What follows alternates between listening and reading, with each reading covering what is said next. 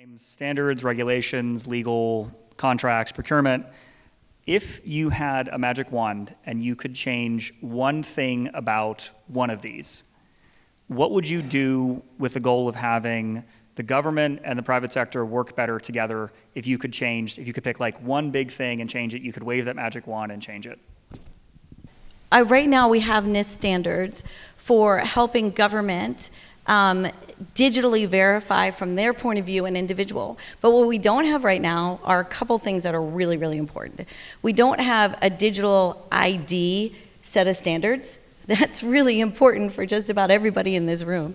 The other thing we don't have, which was one of our 9/11 Commission recommendations, is we don't have minimum standards for birth certificates. We have thousands of birth certificate issuing authorities in the United States.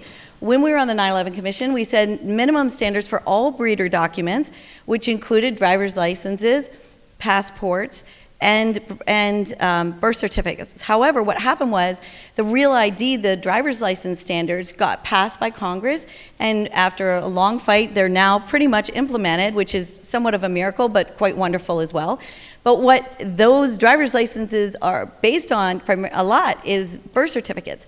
And for a lot of political reasons, believe it or not, those birth certificate standards were drafted. They were excellent. They were drafted back in 2007. And because of politics, they've never been published, and they're not on the books. So we have no security features. We have no minimum standards. We have nothing for birth certificates. So my two things would be digital ID standards and the publication of birth certificate standards. I would say